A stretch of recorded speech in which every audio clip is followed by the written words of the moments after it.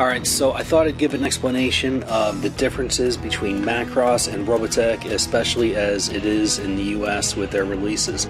For the sake of being brief, I'm leaving out a lot of minutia and what happened behind the scenes. 1982, Macross premieres in Japan as a 36-episode science fiction space opera. 1984, a 2-hour version of the story is released as a movie in Japan titled Macross Do You Remember Love? Also in 1984, a US company, Harmony Gold, nabs the license to Macross anywhere outside of Japan. They go on to create a dub of the first 4 episodes and also a comic book adaptation. Now, Harmony Gold is intending to sell Macross worldwide, however the minimum number of episodes they need to sell it to the US syndication market in the time is 65. Macross is only 36 episodes. Their solution? They take 2 more existing series, Southern Cross and Muspeda, and combine their stories into one through rewriting and re-editing. This would be like if you were to take Star Trek and Star Wars and make it into one story. This was also done with Voltron at the time, and later with the Power Rangers series, combining unrelated Super Sentai series from Japan into one cohesive story. Well, the show kind of sucks. Harmony Gold teams up with the model company Revel, I don't know, but they've already licensed a number of Macross models in the US, so they use the name Robotech for brand recognition. 1985, Robotech is released in the US and worldwide, and the Japanese origins of it being 3 different series is unbeknownst to a majority of the people who are watching it.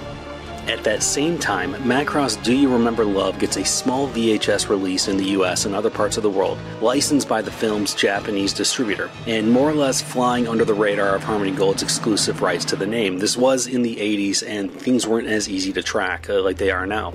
This was also released in the US and around the world as Clash of the Binoids, a cut-down version sold in kid-friendly stores. You probably saw one in KB toy stores in the 80s. 1986, Harmony Gold commissions new animation in the form of Robotech 2 The Sentinels, using altered Macross character designs as well as incorporating characters from the other 2 series interacting with each other. This series would go on to be completed in novel form and have an almost 10-year comic book run, but the animation was never finished beyond its 90-minute pilot. 1987, a follow-up to Do You Remember Love is released, Flashback 2012. Comprising mostly of older animations set to music, it never saw a release outside of Japan. Jumping ahead to 1992, Harmony Gold continues to tell the Robotech story in a number of comics, novels, and role-playing games, all through third-party licensed material. Macross 2 Lovers Again is also released in Japan, and it finds its way to the US through the company US Renditions. Since Harmony Gold, by its own admission, wasn't active in the Robotech franchise at the time, this too flies under the radar. This was released on VHS, had a few spin-off comics, and an RPG. 1994, another series, Macross Plus, is produced in Japan, and again licensed to the US market without Harmony Gold, and released in 1995. These 2 series would become the last of the Macross series to get an official release in the US. In the mid-90s, the first Macross series did get an official release. Finally, in the US, these were packaged alongside their Robotech episode counterparts called the Perfect Collection. By 1999, Harmony Gold became active again in pursuing production of Robotech, and all other future licenses of Macross productions stopped, at least in the US and worldwide. Why is this? Well, it's too long to go in here. To be honest, I don't know all of the details. You can read, if you want, endless fan debates of the legal situation online.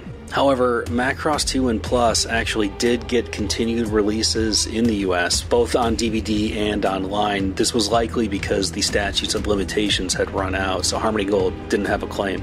Since then, Macross has continued in Japan with the Macross 7 series, Macross Frontier, a few spin-off movies of each, and there's also the manga Macross the First, and the upcoming series Macross Delta. None of these are expected to be released anytime soon in the United States.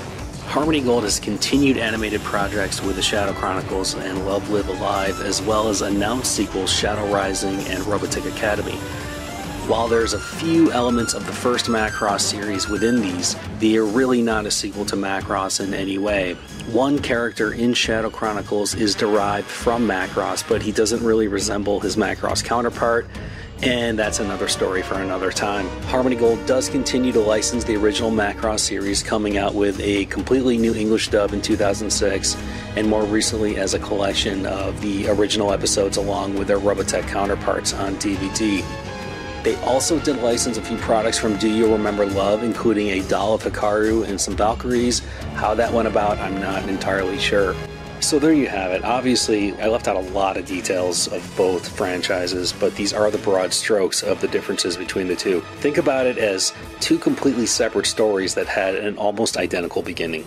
If you think I have any of the details wrong, I probably do. I'm not an expert on this subject, but I'd say feel free to chime in on the bottom comments here. But as we know, YouTube comments are probably the worst things in the world you could ever read. So have fun, guys.